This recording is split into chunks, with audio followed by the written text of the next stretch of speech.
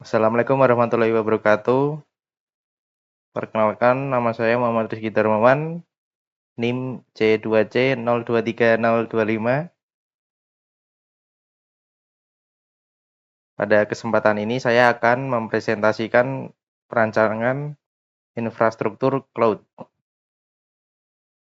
untuk aplikasi kampus.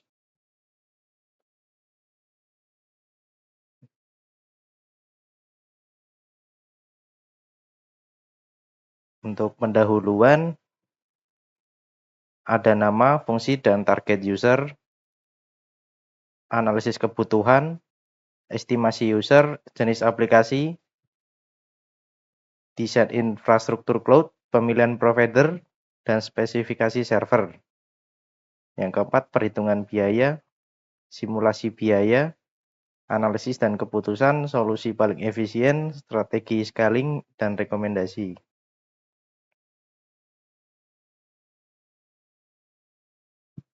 Yang pertama, pendahuluan aplikasi.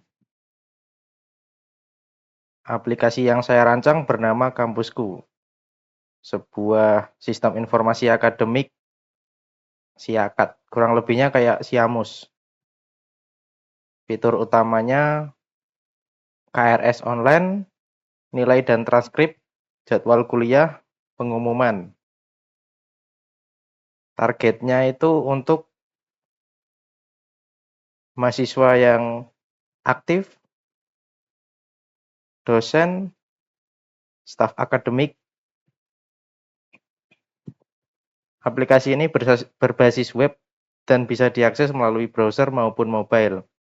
Tujuan utama dari sistem ini untuk menyediakan layanan akademik yang mudah diakses, stabil, dan bisa berkembang sesuai kebutuhan. Yang kedua, analisis kebutuhan.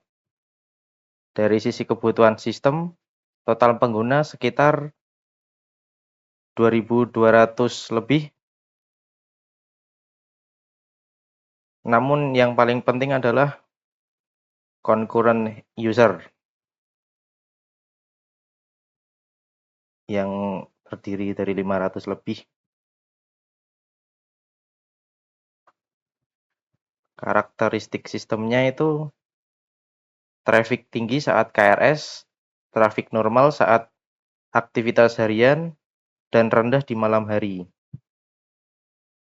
Kebutuhan teknisnya, web server menggunakan Nginx plus backend Node.js atau Laravel. Database menggunakan PostgreSQL.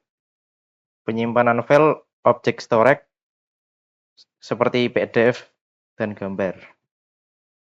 Sistem harus menggunakan HTTPS untuk keamanan dan backup dilakukan secara otomatis setiap hari. Jadi sistem ini harus siap menangani lonjakan pengguna secara tiba-tiba. Yang ketiga, desain infrastruktur cloud.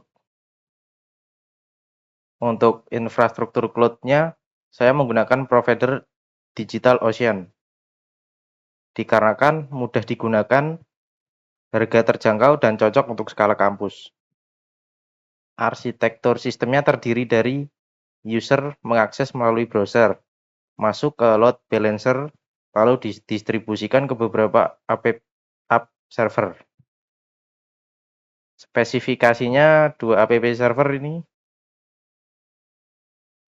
menggunakan minimal 4 GB RAM, 80 GB SSD.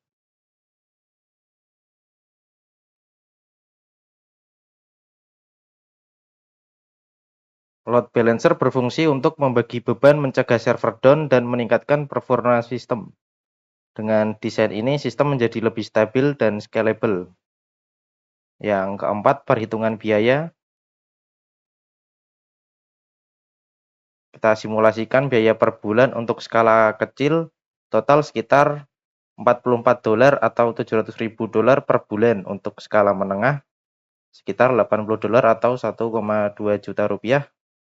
Dan skala besar, sekitar $168 atau 2,6 juta rupiah.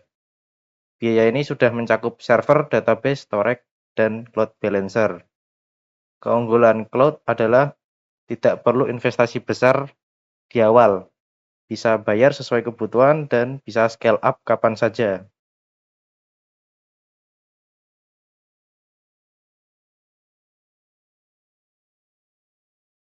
Analisis dan keputusan. Dari hasil analisis, solusi paling efisien adalah mulai dari satu server untuk tahap awal, menggunakan manage database untuk kemudahan maintain, dan menambahkan load balancer saat user sudah banyak.